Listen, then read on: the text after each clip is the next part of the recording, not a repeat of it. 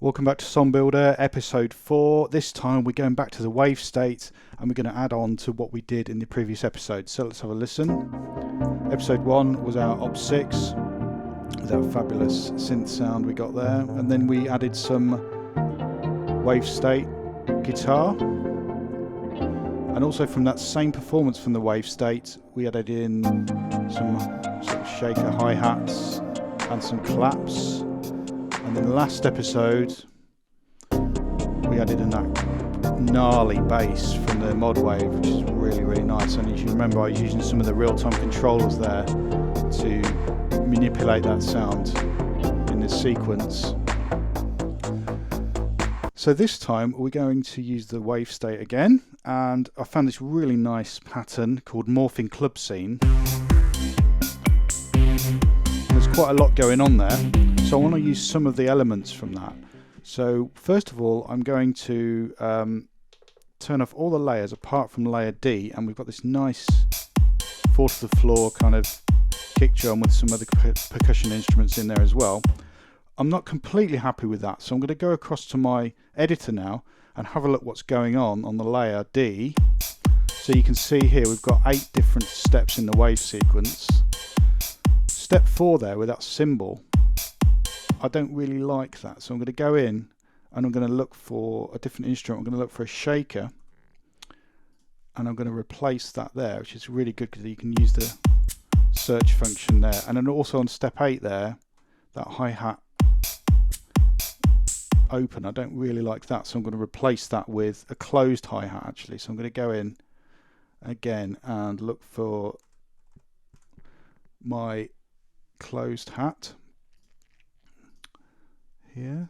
So let's go and have a look, and it's that one there. So I'm going to select that. Yeah, so I'm happy with that now. So I've also already recorded a MIDI note to be triggered here on this MIDI track.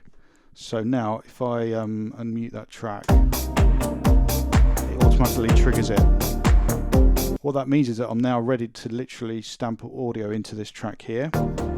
So I'm going to cue it up. Here we go. So that's now recording, triggering the Wavestate via USB, via MIDI, and then bouncing it back in as audio here. It's in my audio interface into Logic. So I just let that play through and record. Coming to the end now. So this is ideal because I really wanted to kick it up for this last section, and this drum loop is working really well. So now I can mute my MIDI track, listen back to it. Sounded pretty good. So now I'm going to record some other sounds from that same performance, so we can get rid of the drums, and I want layers B and C, that sound. I don't want layer A because I don't want that kind of steppy wave sequence kind of sound for what I'm doing, so I'm just going to embellish what's already there. So I'm going to start recording in bar 9 there with a higher line with this sound, and then put some other parts in during the track. Here we go.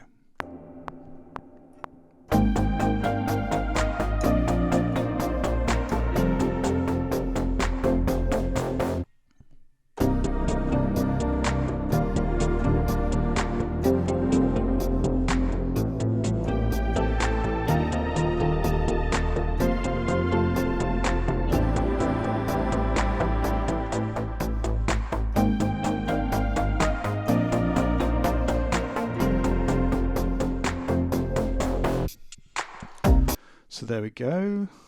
Let's have a look at the piano roll. Let's just do a quick quantize. And so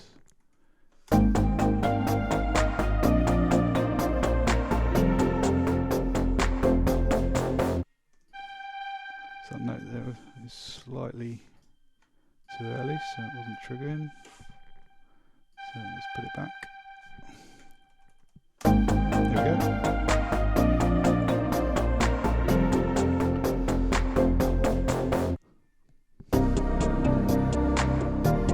So that's just bringing out that melody a little bit more, which is what I wanted really.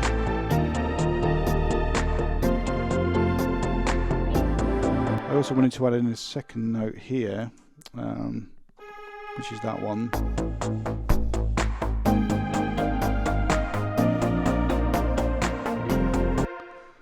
So that's pretty good.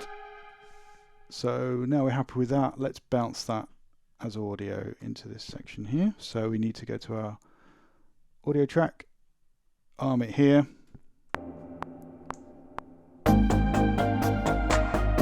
and let it play through.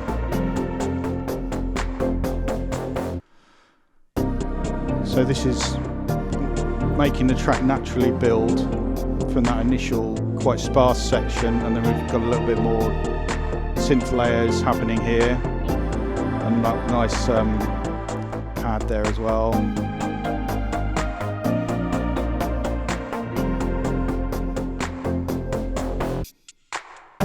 And then what I'm going to do is I'm going to copy that section here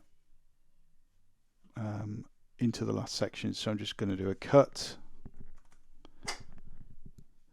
and I'm going to copy that into here, and then we've got the end section ready as well.